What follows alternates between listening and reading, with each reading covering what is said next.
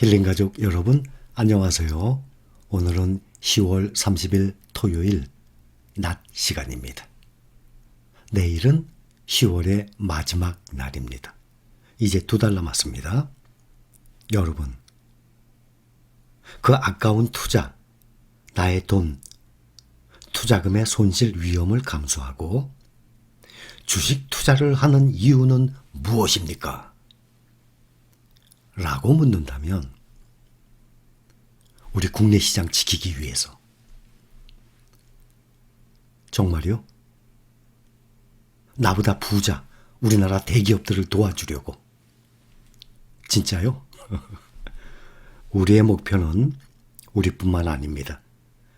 내 이 아까운 투자금, 내가 열심히 일을 해서 절약을 해서 벌은 이 돈을 투자를 하는 이유는 무엇입니까?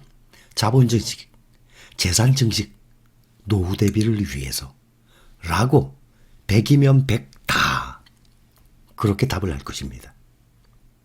이름하여 힐링호의 승선을 하셨는데 여기는 힐링호입니다. 우리의 목표는 한결같이 단 한 명도 빠짐없이 재산 증식을 위해서, 돈을 불리기 위해서, 나의 노후 대비를 위해서입니다. 제가 자격이 될지는 모르겠는데 판단은 제가 하는 게 아니죠.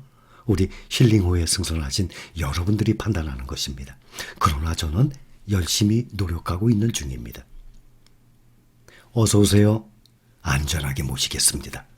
라고 말씀을 드리면서 오르지도 않는 국내 주식 종목들을 아무리 심층 분석을 해봐도 세계 1등 시장과 비교가 안 되는 것을 어떡하겠습니까?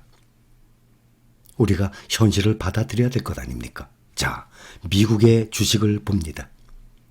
오늘 새벽 10월 마지막이었죠? 다우 0.25% 상승했어요. 35,819. 사상 최고치입니다.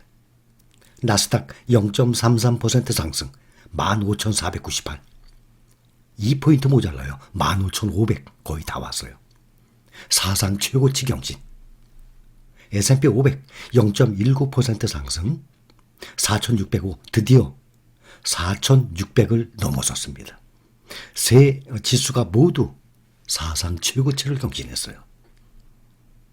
나스닥이 어제 15,448에서 드디어 15,498로 또 올랐어요. 나스닥 보면 1년간, 1년 전이면 작년 10월 말이었어요. 그렇죠? 1년 전이니까. 그때도 한창 여러분들께 주식에 대한 설명을 드렸었습니다. 그때 작년 10월 말에 1911. 지금 생각하면 딱 1년 전인데 1911. 거기서 42% 상승했어요. 1년 동안. 어마어마한 상승입니다. 1년에 42%. S&P 500은 어제 4,596을 넘어서 드디어 4,605. 1년 전에 S&P 500 3,269. 지금 4,600을 넘었는데 딱 1년 전에 3,269. 41% 상승. 딱 1년 동안 나스닥 42%, S&P 500 41% 상승한 자료가 나와 있습니다. 확실한 증거 아닙니까? 올해만 해도 나스닥은 22% 상승을 했어요. S&P 500은 올해만 24%. 1년에 41, 42%면 이거 엄청난 수익이에요. 상승률이. 보통 보면 역사적으로 10%, 10몇 프로였거든요. 그런데 지난 1년 동안 작년에 3월 팬데믹 이후에 상승했을 땐 더 높게 상승했어요. 예를 들어서 우리나라의 코스피 지수 보면 작년 11월, 12월 2달 동안만 40% 상승했어요. 나스닥 S&P 500이 1년에 41, 42%면 상당히 큰 폭의 상승이에요. 그런데 우리나라 코스피 지수가 작년 11월, 12월 2달 동안 누구든지 확인 가능합니다. 지수 확인. 코스피 지수하고 치시면 다 나옵니다. 작년 11월, 12월 2달 동안만 40% 상승. 국내 주식인데 이런 경우 과거에 없었습니다. 앞으로도 이런 경우가 또 생길지 모르겠지만 거의 없을 것입니다. 아주 특별한 경우였어요. 올해 이 상승률 봅시다. 나스닥이 22%, S&P 500이 24%, 올 초부터 지금까지. 그런데 코스피 지수는 0.89% 상승. 그러니 1%도 상승을 못했다는 얘기예요. 그러면 투자금의 손실 위험을 감수하고 주식 투자를 하는 이유는 무엇입니까? 답은 나왔지 않습니까? 그러면 어디를 향해야 되겠습니까? 필라델피아 반도체 지수는 0.36% 상승을 했습니다. 국내에 우리가 투자하고 있는 종목들 신고가 돌아가면서 지금 나오고 있죠. 미국의 개별 종목들도 지속적으로 신고가 나오고 있어요.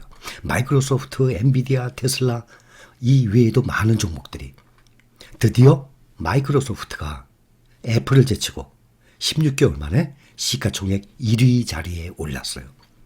작년 2020년 7월 그때 1위 자리였거든요. 그 다음부터 애플에다 뺏겼어요. 근데 이번에 애플이 3분기 이 실적이 예상치를 하회했거든요. 애플과 아마존이. 그래서 오늘 새벽에 마감한 주가가 떨어졌어요. 마이크로소프트는 신고가로 올랐으면서 다시 세계 시가총액 1등을 자리 잡았어요. 그런데 시가총액이 2조 4,900억 달러. 그러면 우리 돈으로 환산하면 2,870조가 넘어요. 그러면 마이크로소프트 한 주 가지고 우리나라 전체 시장을 다 사요. 이렇게 차이가 나는 시장입니다. 애플이 2등이에요 지금. 그래도 애플 주식 가지고도 우리나라 전체 시장을 다 사요. 그런데 미국에서는 겨우는 아니죠. 엄청난 주식이지만 딱 한 종목이란 말이에요.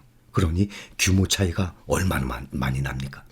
마이크로소프트와 애플의 시가총액 차이 나는 그 차의 금액이 어느 정도가 하면 약 한 50조 정도 차이가 나요.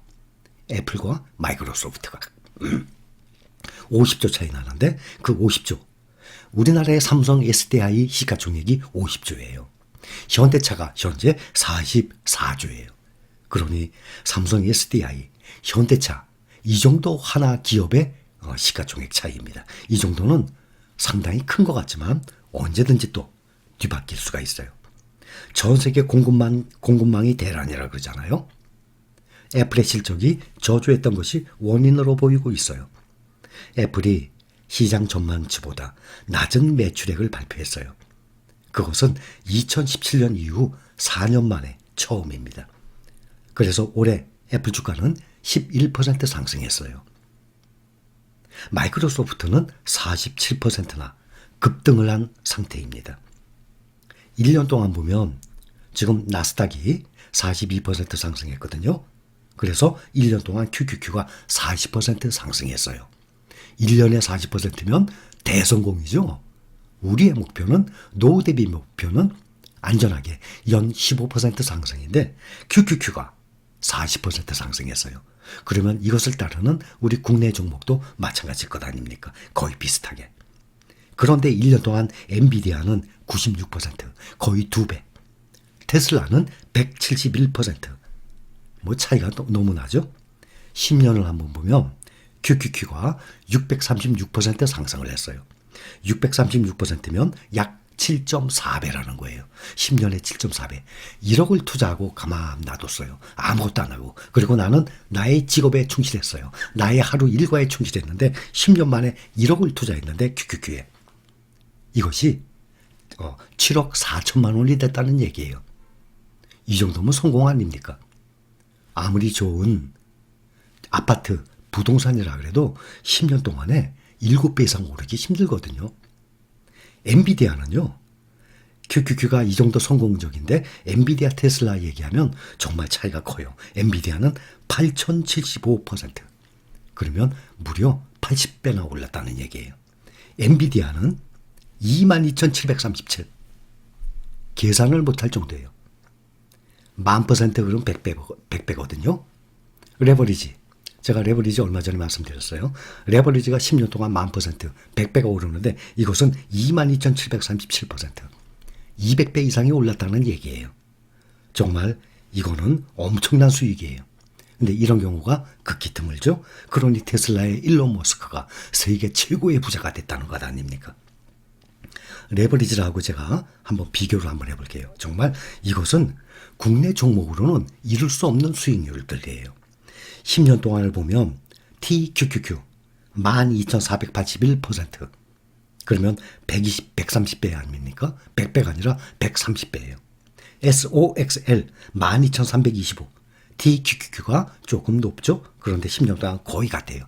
130배가 올랐어요. 그런데 테슬라는 22,737%니 이거의 2배예요.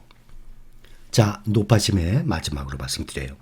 제가 TQQQ, SOXL, 또 FNGU, 또 BULZ 이러한 레버리지 말씀드렸어요. 10월 10일 날. 9월 달부터 시작해서 주가가 하락을 했을 때 마침 말씀을 드려서 그때 가격이 TQQQ가 123달러에 있을 때 말씀을 드렸어요. 123달러. 지금 155달러. 20일 만에 26%가 상승했어요. 그때 투자하신 분들 보면 20일 만에 20% 이상 수익을 보고 계신 분들이 분명히 계세요. 제가 높아진 말씀드렸죠?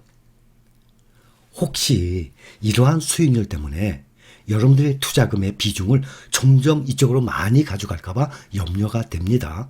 제가 드리는 말씀 이해하시죠? 항상 여러분들이 감당할 수 있는 한도 내에서 투자를 꼭 하시기 바랍니다. 너무 많은 비중을 사람의 욕심은 사실 한이 없잖아요. 누구든지 돈 많이 벌면 좋죠. 일론 머스크 세계 1등 부자가 돼버렸어요. 그 사람뿐만 아니라 우리나라에 상장되어 있는 이러한 대기업들, 중소기업만 해도 이 사람들 대표들 돈이 얼마나 많겠어요. 어마어마한 재산가들 아니겠습니까? 나도 부자 되고 싶어. 그렇다고 이렇게 레버리지에 많은 비중을 둘까 봐 제가 높아짐에 다시 한번 말씀을 드리는 거예요. 이것이 10년 동안에 100배 이상이 올랐다는 사실은 나와 있지만 앞으로 언제 경제 위기가 와서 정말 70% 80% 떨어질지 작년 팬데믹 때처럼 그때 70% 80% 떨어졌거든요.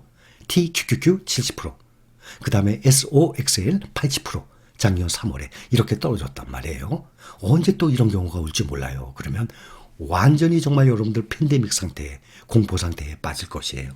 그래서 저는 레버리지는 가급적 말씀을 안 드릴 것이지만 테슬라가 10년 동안에 22,000%나 올랐기 때문에 비교를 해드린 것입니다.